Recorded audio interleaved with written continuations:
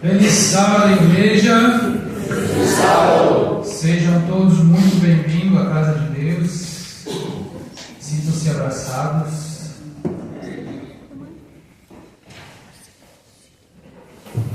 Para quem não me conhece, eu sou o Felipe. E como eu sempre digo, para quem me conhece, eu sou o Felipe. Sou pai do Miguel e da Radassa, esposa da Janaína. Por que eu digo isso, né? Porque certa vez, um jovem entusiasmado com a mensagem do Evangelho de salvação e muito entusiasmado com agora com o que ele sabia de Jesus e tudo mais, ele chegou a um grande pregador e perguntou para ele, né? O que eu devo fazer e o que eu devo aprender e qual que é o primeiro ministério que eu devo atuar para ser um grande pregador, um grande missionário. E esse missionário já experiente, ele olha para ele e diz: seja um bom pai e um bom esposo, porque esse é o primeiro ministério que Deus nos concede. Amém. Ser bom pais e bom esposo. E para as esposas, né, mães e boas esposas. Certamente alguns dos problemas que temos hoje na sociedade é porque muitos se esqueceram disso, né? Que Deus os criou para ser bons pais, bons maridos, boas esposas e tudo mais. Mas o assunto que eu trouxe hoje não é sobre família, tá? É um pouco diferente. E o título que eu achei é O Estranho Caso da Graça. A graça de Cristo é estranha para nós. Será, irmão? Vamos aprendendo hoje, sábado, deve ter estudado demais até noite. Mas a graça, muitas vezes, aos ouvidos do ser humano, ela pode ser estranha, ela pode se tornar estranha. E hoje a gente vai falar sobre isso. E a pergunta que a gente começa hoje, nessa manhã, antes da gente abrir a Bíblia: você acha difícil ser cristão hoje? E aí? Quem acha que é difícil ser cristão hoje? Fácil? Difícil? Quem acha fácil? Ninguém acha fácil, ninguém acha difícil. Já meio termo. Você acha que é fácil ser cristão? Não. Mas já foi mais difícil, né? Mas hoje também não é tão simples assim. E essa resposta, fique com isso na sua mente, se é fácil ser cristão. A gente vai responder mais para o final. E a gente vai responder num testemunho, né? Numa vivência. Porque ser cristão hoje talvez seja a tarefa mais difícil que Deus te deu aqui nessa terra. Ser cristão é a tarefa mais difícil, ser discípulo de Cristo é a tarefa mais difícil aqui nessa terra. Irmão, mas o meu filho me incomoda, mas a minha filha me incomoda. E tu não sabe o que é ser pai e ser mãe do filho e da filha que eu tenho. Ainda assim, ser pai e mãe está incluído dentro do contexto de ser cristão e ser discípulo de Cristo. E talvez, e não talvez, certamente a tarefa mais difícil da sua vida é ser cristão. Ser cristão envolve ser esmiuçado, esmagado pela vontade de Cristo.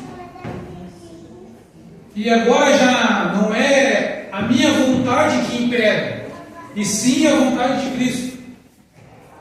E quão é difícil para o ser humano deixar o seu ego de lado, o seu ego de lado, o seu egoísmo de lado, e viver a vontade de Deus. Quando se entende o verdadeiro significado do sacrifício de Cristo, se entende o preço que foi pago. O nosso senso de justiça ele não é compatível com a graça divina. Não pense que o seu senso de justiça ele é compatível com a graça, que ele não é. E hoje nós temos uma missão de ouvir Deus falar e entender mais sobre a graça. A profetisa do Senhor, Ellen White, que não é uma escritora norte-americana, ela é a profetisa dessa igreja, tem nos alertado há muito tempo sobre profecias e tem nos levado à luz maior. Ela vai dizer: sem a graça de Cristo, acha-se um pecador em estado desesperador. Coisa alguma pode ser feita ao seu favor, mas pela graça divina é comunicado ao homem poder sobrenatural que opera em seu espírito, coração, caráter. Sem a graça divina, o pecador está em estado desesperador. Desesperador. A graça de Cristo. E agora sim, abra sua Bíblia em 2 Reis, capítulo 21. Isso mesmo. Isso mesmo. Capítulo 21. E a gente vai discorrer esse capítulo.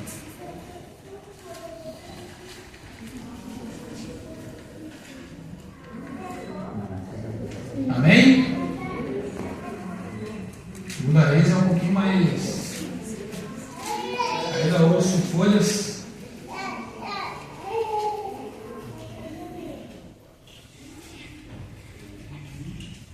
Amém? Oramos.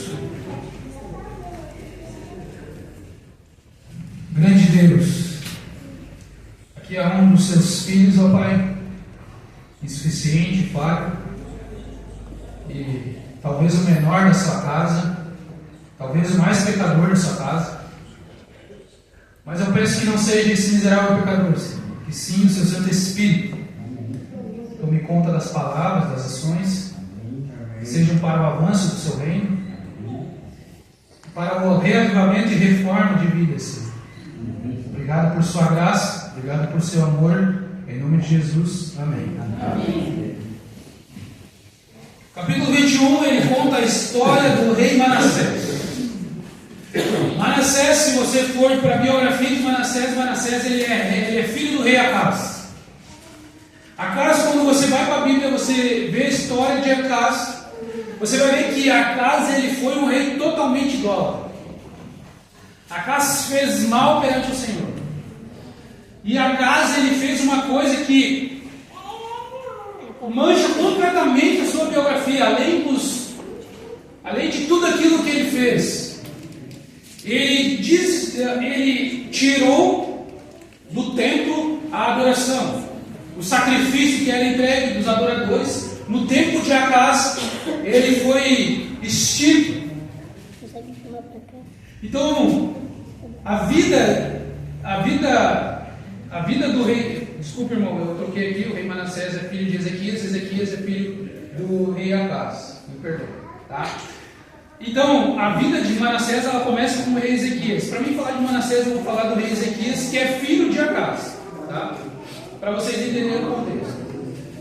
Então, Acaz, ele é o pai de Ezequias, e ele manja sua biografia quando ele retira do templo a adoração, a entrega de ofertas. Então agora surge o rei Ezequias, né? E ele tem um reinado muito bom. E Ezequias, ele é um rei que ele faz uma reforma profunda no reino de Judá. Para vocês terem uma noção, nesse tempo os reinos eles já tinham sido divididos. Ezequias no reino do sul, com Judá, e Oséias no reino do norte. E Ezequias agora ele começa a ser responsável por uma das reformas mais importantes no reino de Judá. Ele derruba os postes ídolos que o seu pai Acaz fez. Ele consegue concentrar a adoração de Deus. E ele restitui uma das coisas mais importantes para os hebreus naquela época, que era a Páscoa. Ezequias ele retoma a Páscoa e ele faz com que a Páscoa ela seja comemorada agora em Judá. E vocês lembram que a Páscoa ela tinha como propósito de lembrar as maravilhas que Deus fez, mas também de apontar um significado que viria no futuro. E a Páscoa tinha sido completamente extinta por os antecessores de Ezequias. E Ezequias agora ele volta com a Páscoa. E ele tem um relato na sua história que o grande império daquele tempo, do rei Ezequias, era o rei assírio, né, Senaqueribe, que protagoniza a tentativa de invasão a Judá com mais de 120 mil soldados, marchando em direção a Judá. Só que nesse inteirinho da história, Ezequias está dentro de Judá, Senaqueribe em direção a Judá, marchando com seus soldados. Rabsiquer, que é um enviado de Senaqueribe, ele vai às portas de Judá e agora ele começa a falar um monte de ofensas e um monte de inverdades ao povo diante do muro. E uma das ofensas que ele diz é que é o seguinte, ele fala, o Ezequias está dizendo para vocês confiar no Senhor, mas como vocês vão confiar no Senhor? Porque Senaqueribe invadiu Samaria e ele começa a dizer os reinos que foram derrubados por Senaqueribe e seu exército. Vocês acham que agora vocês acham que Ezequias está certo? Quem vai livrar vocês da mão de Senaqueribe? Quem vai livrar vocês? E essas ofensas continuam, né? Você pode ler isso, né? No capítulo 18, 19. Aí. A gente não vai ler, porque tem bastante coisa aqui. Mas o rei pega essas ofensas, Ezequias pega essas ofensas, e ele vai até o templo, e ele ora a Deus, pedindo a Deus a sua proteção, entregando a Deus as suas dificuldades. E quando ele ora, o profeta Isaías sai ao encontro dele, e ele diz para Ezequias, fique tranquilo, fique totalmente tranquilo, porque nenhuma flecha será lançada nos muros de Judá. Nenhuma flecha. Pode ficar tranquilo. E Ezequias, então, ele se transforma em um herói nacional. Simplesmente porque ele ora. Simplesmente porque ele vai lá e ele entrega a sua dificuldade na mão de Deus, porque ele confia em Deus, ele tem fé em Deus. E a matemática divina, e a primeira coisa que precisamos aprender hoje, a matemática divina, ela é muito básica, e ela é certa. Fé mais escassez é igual a milagre. Quando se há escassez de recursos, quando não há mais para onde ir, e quando se tem fé, é aí que acontece o milagre. Você pode ver no relato de Moisés, o povo ele olha para o lado, olha para o outro e pensa, agora nós não temos mais para onde correr. Para onde é que a gente vai correr? O mar à frente. E Moisés diz, agora vocês verão o que o Senhor vai fazer. Um milagre. Há outro relato ainda, não há mantimento, há somente uma botija. O profeta vai e diz, junta todas as vasilhas. Vai nos vizinhos, pega todas que vocês têm, junta e traz. E de uma botija chegou ao ponto de o profeta pedir mais vasilhas e não ter mais o que encher. Quando há escassez de recursos, quando há escassez daquilo que a gente acha que é importante, juntado com a fé, Deus faz um milagre. Quando o rei impõe um decreto som de instrumentos, todos deveriam se ajoelhar. Os jovens, não tendo mais para onde correr e tendo fé em Deus, eles não se ajoelham, mas eles têm fé em Deus. Agora eles não têm mais para onde correr, não têm para onde escapar. Eles confiam em Deus, têm fé em Deus, e Deus faz o milagre. Fica sabendo tu, ó rei, se o nosso Deus quiser nos livrar, Ele nos livrará da fornalha e das tuas mãos. Quem é o Deus que pode livrar vocês das minhas mãos? Nabucodonosor se referindo, né? A Misael, Ananias e Azarias. Quando há escassez, quando não há mais para onde ir, e quando você coloca fé, Deus faz um milagre. A ponto de Nabucodonosor olhar para dentro da fornalha e ver, mas não eram 3, agora são 4, e o 4 é como filhos dos deuses. Deus, Ele está pronto para realizar um milagre na nossa vida. Amém. Amém. Mas o que acontece ainda é que nós somos autossuficientes. Deus está pronto para livrar você dos pecados mais profundos, daquilo que mais abomina Deus. Mas ainda nós se achamos autossuficientes. Ezequias, ele vai até o templo e ele diz: Senhor, eu não tenho exército, eu não vou conseguir, mas eu sei que se o Senhor quiser, o Senhor consegue. O que falta para mim e para você é se colocar nas mãos de Deus e entender que somente por intermédio dele conseguiremos alcançar o livramento, o perdão, a salvação.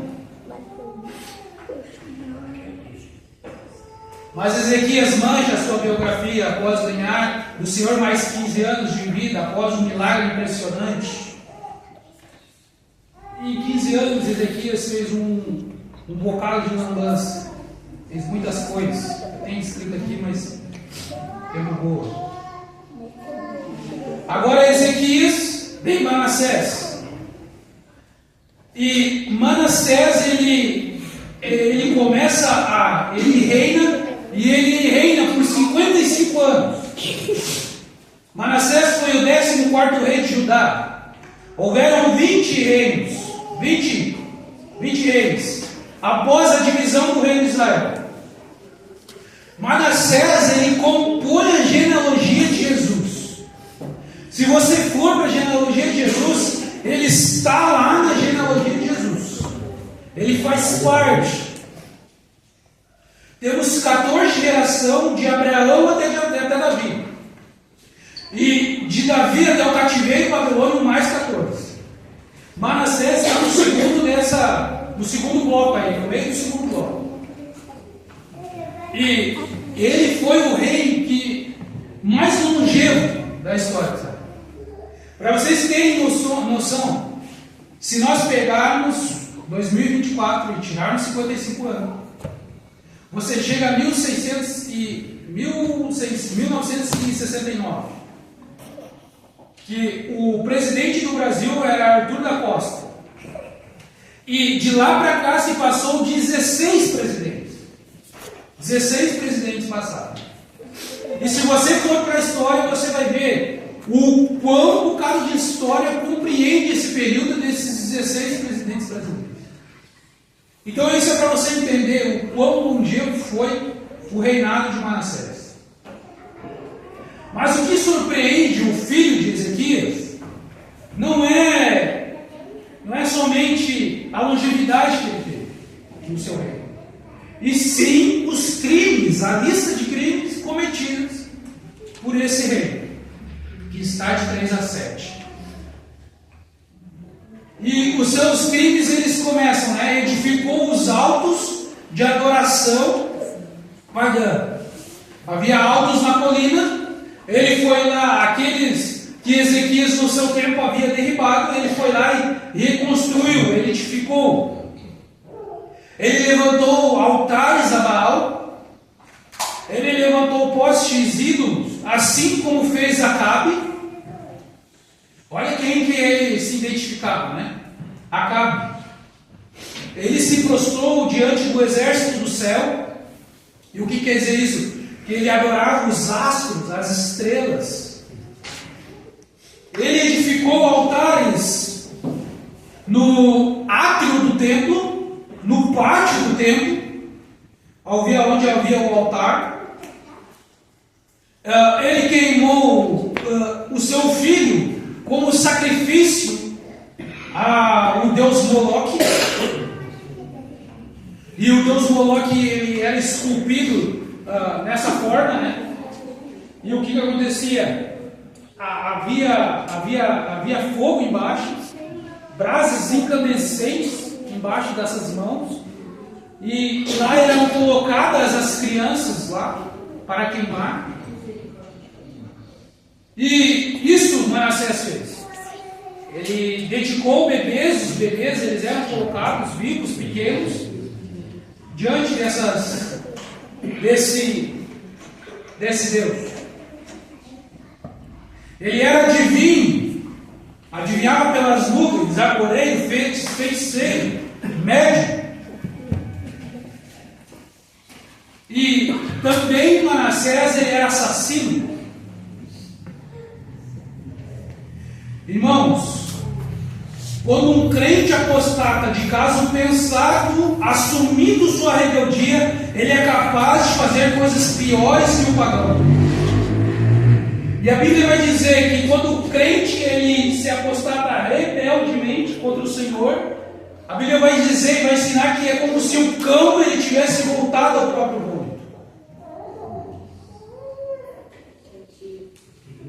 A rebeldia ao Senhor, ela é totalmente condenada. E preste atenção, não é que Manassés ele não conhecia o rei de Israel. Não é que ele não conhecia o Deus de Israel, aquele que era o mantenedor. Não é que ele não conhecia as coisas que aconteciam no templo. Não é que ele não conhecia. Ele fazia isso para aborrecer e desafiar ao Senhor.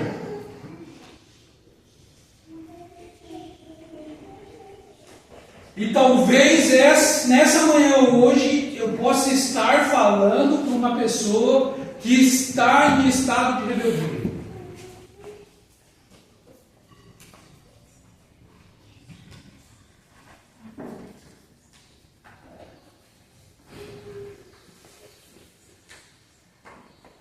Me acompanhe no verso 16.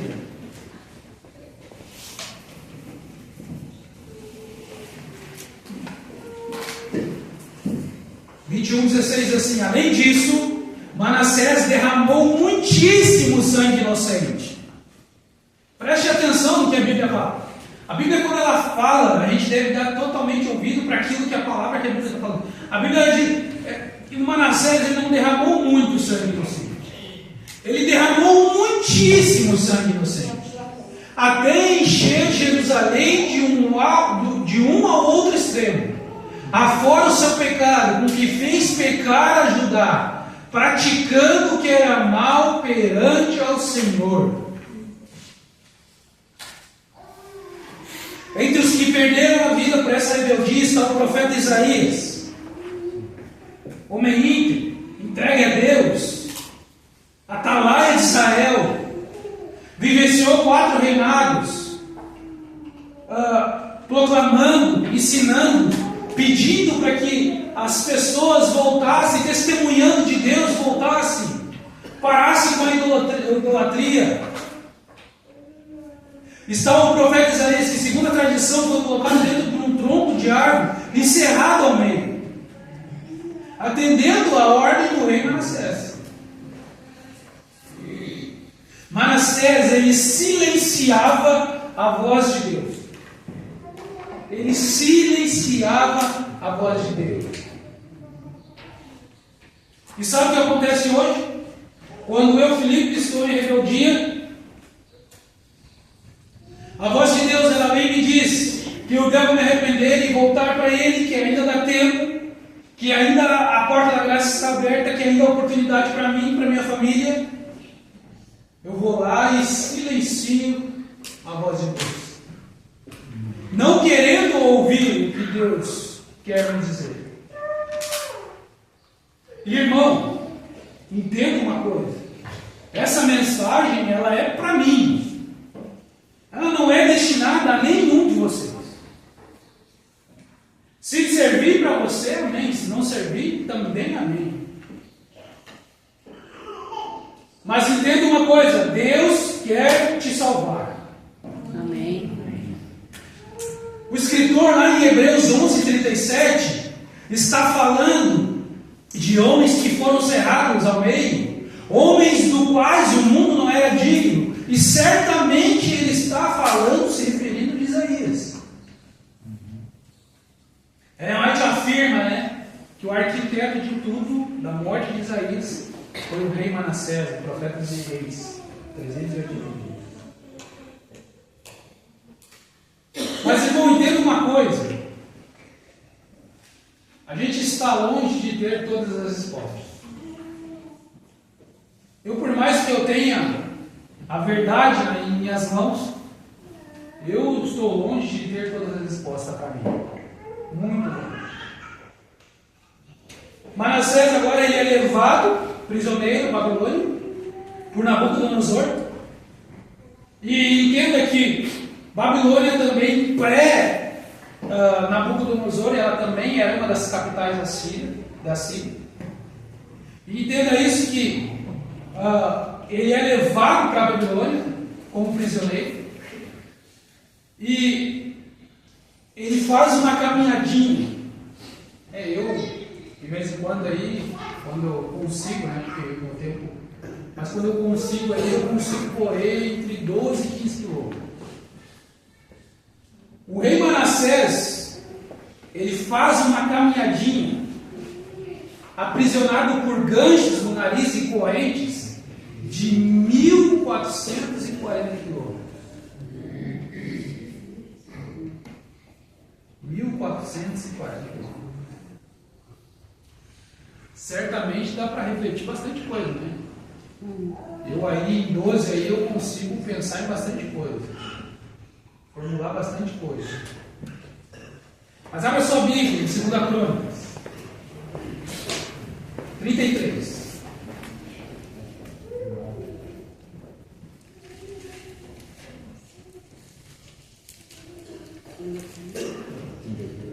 Lembra que silenciamos a voz do Senhor?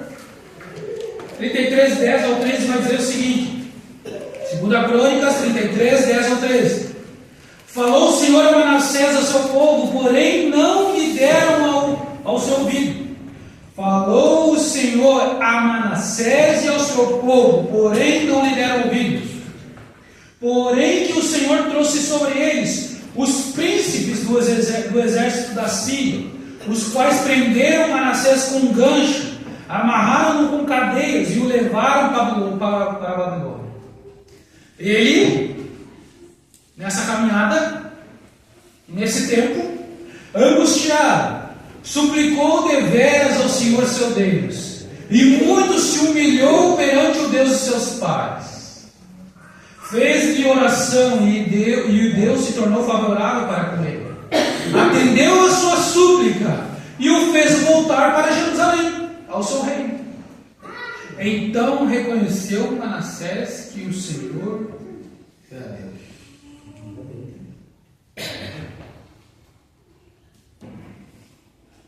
Todas as vezes que Deus intervém de forma drástica, é porque Deus já tentou de várias maneiras nos falar.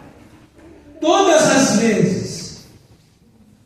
E muitas das vezes você pode pensar, poxa, mas por que está sendo tão dramático? É porque Deus já tentou falar inúmeras vezes ao seu coração. É como se fosse o calo, né, nas mãos. Você pega a enxada, você vai lá, você trabalha um dia. No final do dia, quando você chegar no final do dia, você que nunca trabalhou com enxada, você vai ter na mão um calo, porque você não está acostumado. Mas ao passar do tempo, conforme você vai trabalhando, esses calos eles vão ficando rígidos, e agora você não sente mais os calos. É assim todas as vezes que deixamos de ouvir a voz do Santo Espírito. Deus vai tentando nos falar de forma suave, pessoal, tranquila, mas quando de forma rebelde não queremos ouvir, Ele entra com medidas drásticas.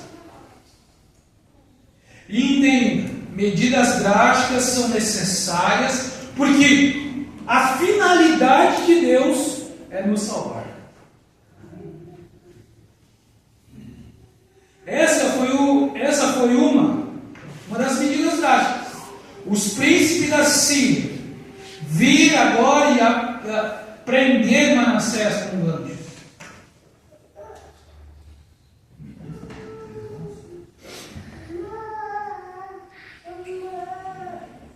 Após anos de rebeldia, chega o juízo de Deus em forma de ganchos e correntes. Entenda, mais cedo ou mais tarde, a sua rebeldia, ela vai chegar em forma de consequência. Você desejando ou não.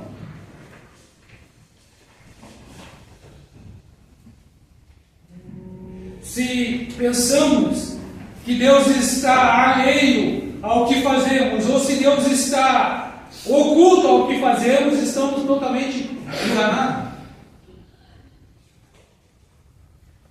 Precisava disso que aconteceu com Manassés? Precisava sim ou não? Não precisava. Manassés, ele após o seu reinado, após a sua morte, veio o príncipe Amon. E Amon ele reina por 2 anos somente, morto por conspiradores. Mas após Amon, veio um rei que se entrega totalmente e completamente nas mãos de Deus, com apenas 8 anos. O rei Josias. Apenas 8 anos. E por que Deus permite que isso aconteça? E por que está na Bíblia para nos ensinar que esse rei, com 55 anos, ele não precisava, com 55 anos de reinado, ele não precisava passar por isso. Porque uma criança, quando se entrega a Deus, ela compreende o que Deus deseja. E agora, Josias, com um pouco mais de maturidade, ele encontra os termos da aliança, ele faz uma reforma gigantesca.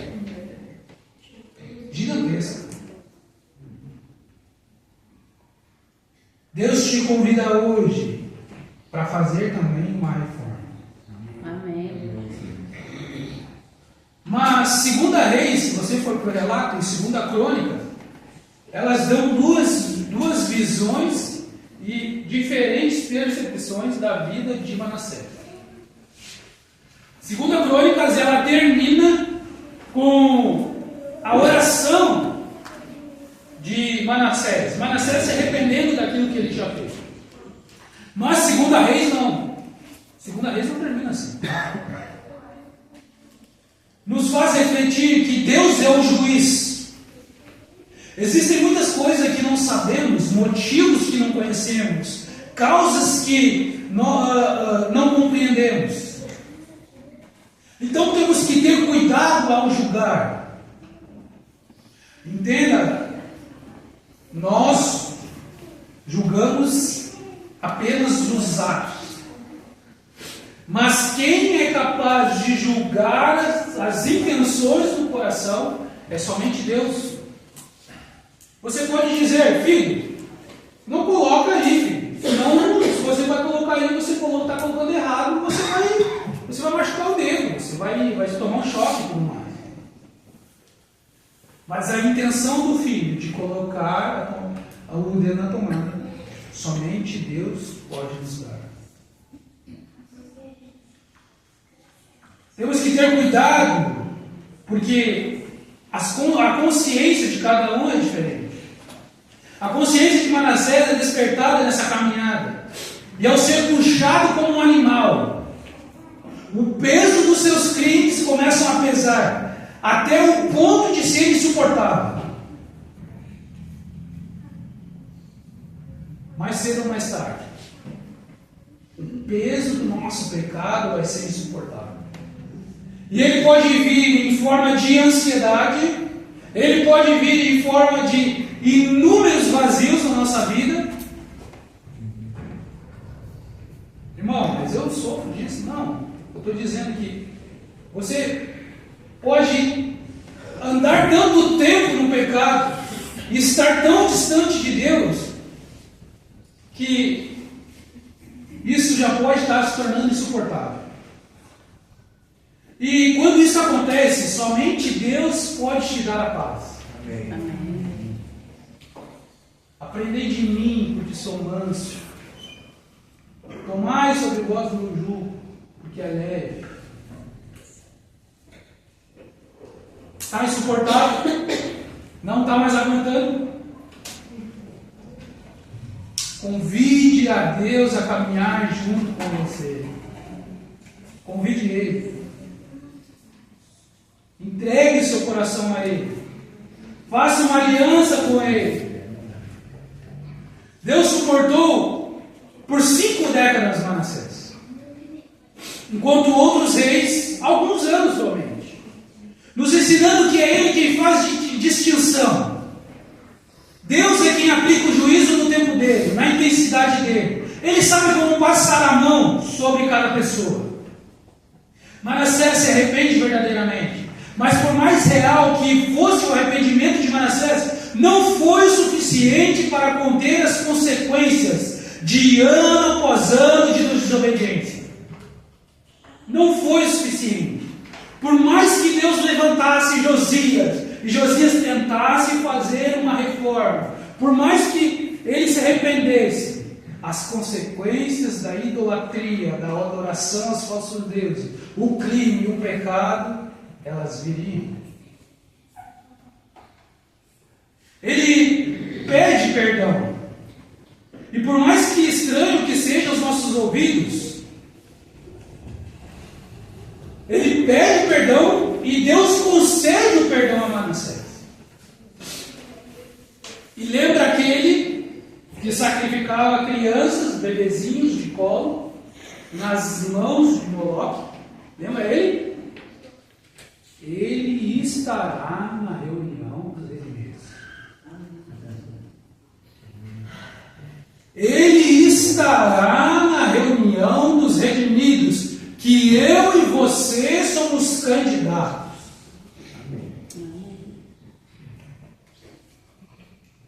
Ele estará lá, no nosso meio, diante de Jesus. Por mais estranho que seja, por mais difícil que seja você entender e compreender a graça de Deus, Manassés estará lá.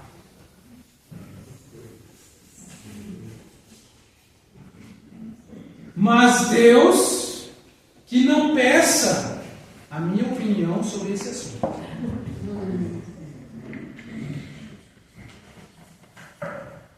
E a gente chega a Paulo, né? E Paulo vai dizer o seguinte: o amor de Cristo nos constrange. Porque não somos capazes de perdoar. Não temos essa capacidade. Somente pelo Espírito.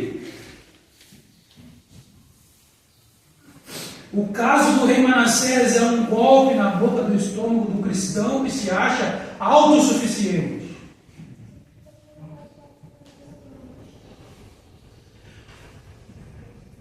Escuta uma coisa. Manassés, ele não merece morar no céu. De jeito nenhum. De jeito nenhum Manassés merece morar no céu.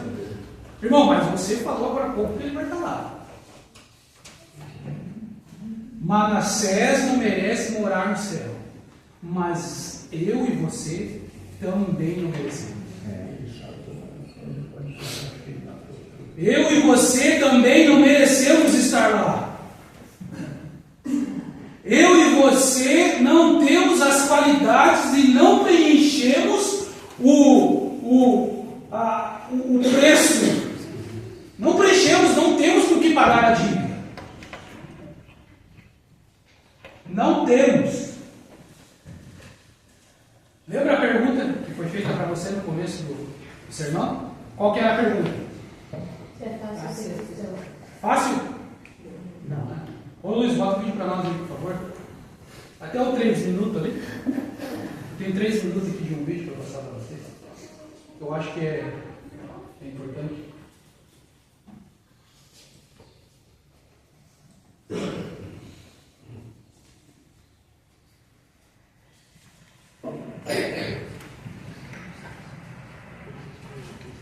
Eu não consegui ler, ele pode me mostrar.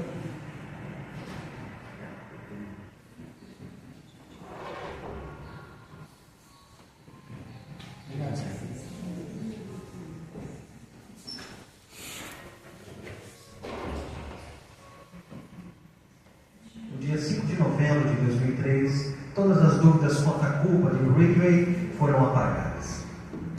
Ele assumiu a culpa pelo assassinato de 48 mulheres. Ele concordou em cooperar com as investigações sobre suas vítimas e o local onde seus restos mortais poderiam ser encontrados. Fazendo assim, ele evitaria o julgamento e a possível pena de morte. Como você se declara diante da acusação de homicídio qualificado em primeiro grau, como descrito no processo 1, pela morte de Wendy Lee Caulfield? Como você se declara diante da acusação de homicídio qualificado em primeiro grau, descrito no processo 2? Culpado. É como se ele não tivesse um pingo de remorso pelo que fez. Sabe, ele matou tanta gente que nem ao menos se lembra quem eram, como eram. Eu simplesmente não consigo acreditar que alguém tenha matado toda essa gente e não se lembra deles.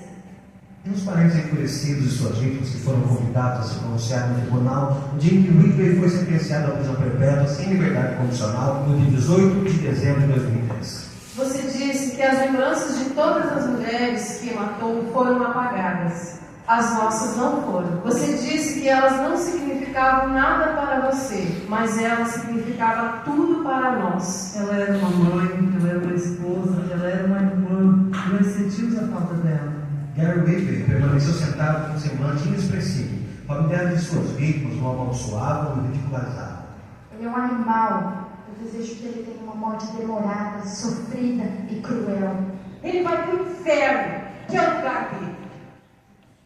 Mas o seu semblante enrijecido começou a se despedaçar, quando o pai de uma de suas vítimas apareceu, para surpreendê-lo com uma dose de bondade humana. Sr. Ridgway, há pessoas aqui que lhe odeiam. Eu não sou uma delas.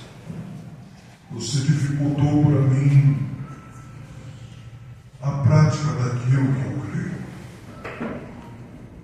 que é o que Deus quer que eu faça, que é perdoar. Você está perdoado. Tá bom, hein?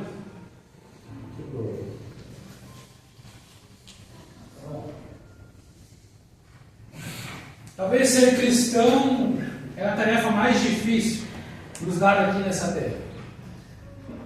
E o que acontece é que, por mais que ele seja um culpado de 48 mortes e condenado a 480 anos,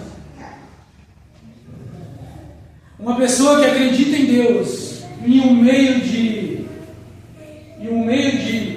vamos dizer assim, um santuário de Satanás ali, né, de condenações, de morte, de raiva e tudo mais, a luz brilhou, né, em meio às trevas.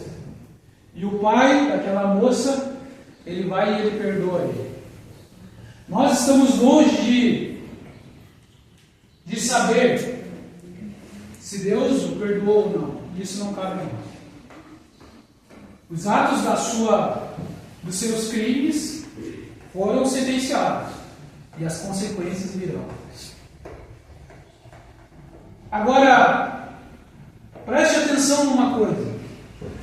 E você pode me dizer o seguinte: irmão, você está nos comparando com um homem que matou 48 mulheres e com esse tal de Manassés aí, que matou muitíssima gente. Irmão, eu não matei ninguém. E quem diz que a comparação deve ser feita entre pecadores? A comparação ela deve ser feita entre nós e o Santo de Israel. Ninguém merece morar no céu. Ninguém merece estar lá com Jesus. A comparação que devemos fazer é aquilo que Jesus fez por nós. Enquanto você se comparar com pecadores, você será incapaz de contemplar aquilo que Jesus fez por você na cruz. Irmão, mas fulano fez isso, mas ciclano fez aquilo. E Jesus fez o quê? Não se compare com pecadores. Nós ainda somos incapazes de perceber o quão ofensivos somos, como o nosso orgulho ofende a Deus, como a nossa vaidade machuca, enquanto o nosso coração ofende a Deus. E quer saber de uma coisa? Manassés estará lá na reunião de redimidos. O Gary, eu não sei. Mas eu sei que outra pessoa que também estará lá e que vai abraçar Manassés e que vai beijar Manassés e que vai olhar aos olhos de Manassés e vai dizer: sim, ele te salvou. E essa era a minha oração, que é o profeta Isaías. Isaías estará lá. Isaías sabe do poder de salvação de Jesus. Ele sabe que nada é impossível para Jesus. E ele contemplou a graça de Jesus.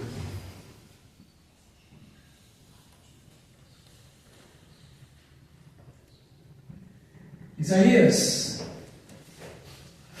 53:4 vai dizer o seguinte: certamente ele tomou sobre si as nossas enfermidades, as nossas dores levou sobre si, e nós o reputávamos por aflito e ferido de Deus, oprimido. Mas ele foi transpassado pelas nossas transgressões e moído pelas nossas iniquidades. O castigo que nos traz paz estava sobre ele, e pelas suas pisaduras fomos sarados. Todos nós andávamos desgarrados como ovelhas, cada um desviava pelo caminho, mas o Senhor fez cair sobre ele, sobre Jesus, as nossas iniquidades. Amém. Amém? Amém. Isaías estará lá, Manassés estará lá, e eu e você estaremos lá? Amém. Sim? Sim. Esse é o meu apelo para você. Que você entregue o seu coração a Deus. E se entregue a Ele em tempo oportuno. Deus está querendo te salvar nesse dia.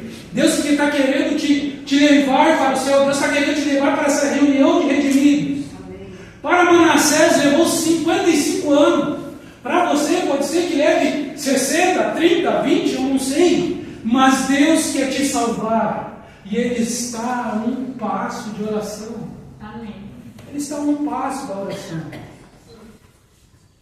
O que falta para você se entregar no coração de Deus? Entregar o seu coração a Deus. Faça uma aliança com Ele. Ainda há tempo de oportunidade. Não silencie a voz do Santo Espírito batendo no seu coração nesse momento. Não silencie. Diga a Ele: sim, Senhor, eu estou fazendo uma aliança contigo, mas eu quero que no final da semana essa aliança continue. Eu quero que no decorrer dessa semana essa aliança continue. Eu quero, Senhor, te servir, eu quero te seguir. Por isso aumenta a minha fé, me dê capacidade, me dê força. Quem deseja fazer uma aliança com o Senhor nessa manhã? Amém. Amém? Deus, Jesus, é suficiente para perdoar todo e qualquer tipo de pecado. todo e qualquer tipo de pecado. Amém? Amém. Por mais estranho que seja aos nossos ouvidos. Eu convido você a ficar em pé.